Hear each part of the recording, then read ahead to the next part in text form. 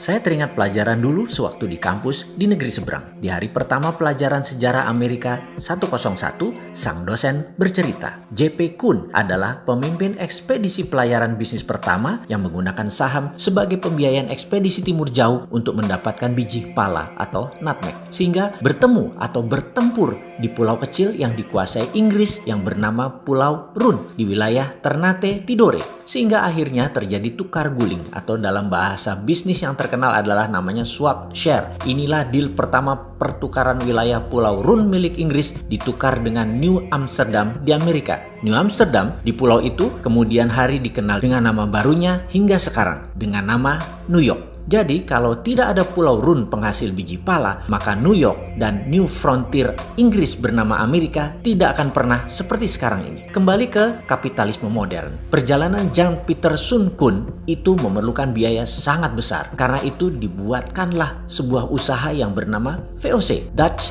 East Indies Company, milik berbagai pengusaha Eropa berbasis di Belanda. Mengapa multi-owners? Karena semakin banyak yang store saham, semakin kecil risiko yang ditanggung dalam perjalanan yang berbiaya sangat besar tersebut. Inilah asal muasal awal kapitalisme modern, yaitu modal bersama urun dana di bursa keuangan. Maaf, ini juga yang jadi alasan Santara lahir, berdasar dua pengalaman sejarah, Colleganza Venezia dan VOC-nya Belanda. VOC adalah perusahaan pertama di dunia yang menjual stok atau sahamnya agar bisa dimiliki banyak pemodal secara masif. Karena itu, mereka terdiri dari pemilik 17 pemegang saham besar. Beda dengan Colleganza, pemegangnya orang kecil. Oke, nanti kita jelaskan lengkap di chapter khusus untuk Colleganza Venezia ini. VOC juga perusahaan pertama di dunia yang sahamnya dimiliki oleh multi-international owners. Ditambah dengan 21 tahun pemberian hak kelola spice, rempah, menjadikan VOC adalah perusahaan mega korporasi pertama di dunia. Hak yang utamanya adalah mengeksploitasi rempah Nusantara. VOC menjadi model pertama di dunia atas mega korporasi yang merubah dunia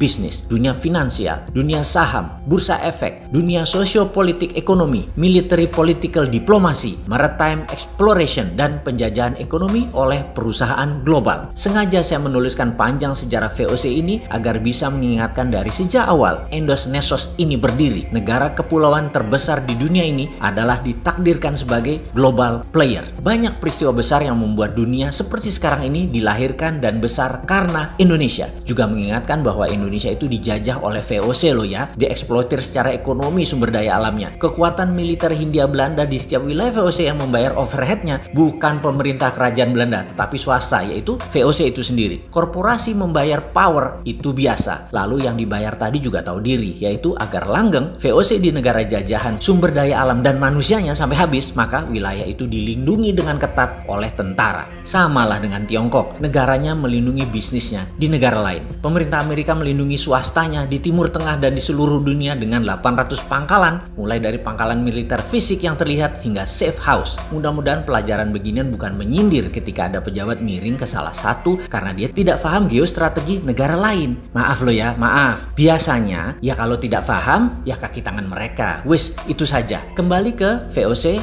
di Nusantara. Rebutan nutmeg, biji pala yang di zaman itu lebih mahal dari emas karena bisa menyembuhkan wabah penyakit yang melanda Eropa. Jadi new normal setelah wabah penyakit di Eropa secara singkat adalah Inggris dapat Amerika, Belanda dapat Indonesia. Deal bisnis yang merubah peta politik dunia. Kita lompati sebentar ke masa setelah Perang Dunia Kedua di Indonesia. Seperti tadi kita ingatkan, Indonesia memang ditakdirkan sebagai global player dan ini semua tergantung dari siapa yang mengelola negaranya. Kita semua sepakat bahwa Indonesia ada emas. Budaya logam Nusantara salah satu yang terbaik di dunia. Kesuksesan Majapahit menyatukan Nusantara dengan tanpa tumpah darah adalah menggunakan perjanjian logam. Emasnya Majapahit. Terbukti hingga saat ini ada emas di setiap kerajaan dan kasultanan di Nusantara. Kemudian syarikat dagang yang menyebarkan Islam di Nusantara, terutama tanah Jawa, menggunakan kekuatan emasnya Wali Songo. Hal inilah yang menjadikan Nusantara memeluk Islam tanpa merubah budaya karena masuknya lembut. Asli budaya Nusantara dan kita semua harus berterima kasih kepada kepada Wali Songo dan caranya mereka. Kembali ke emas, Pak Karno tahu sekali cadangan emas Nusantara ini dan di tahun 1955 sebagai dasar undangan 50 negara hadir di Indonesia dalam konferensi Asia Afrika karena Indonesia memiliki tangan di atas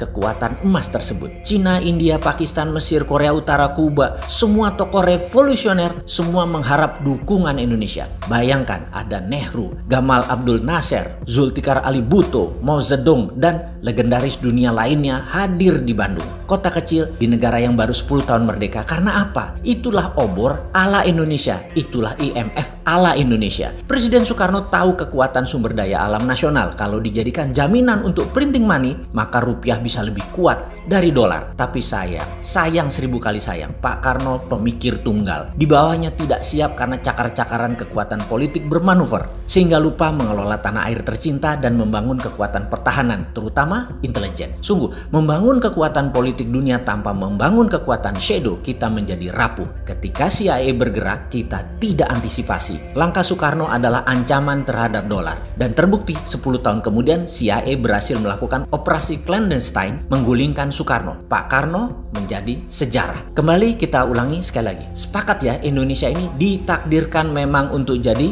global player. Kedepan kita harus perbaiki strategi bernegara dalam geostrategi antar negaranya. Inilah kekuatan yang harusnya saat ini diambil alih oleh pemerintah di saat gajah Cina Amerika bersih tegang. Sekarang dunia bergeser lagi peta politik dunia dengan adanya Thucydides trap antara Cina dan Amerika. Bener deh, kita tidak boleh terjebak obor Cina dan strategi keuangan ala IMF-nya Amerika. Kita harus bermain cantik di antara dua kekuatan. Sekedar mengingat, jangan miring ke Amerika, jangan miring ke Cina. Gunakan hati ke depannya di dalam berbangsa dan bernegara. Sungguh, gunakan lebih dari satu hati di dalam mengelola negara. Hati-hati.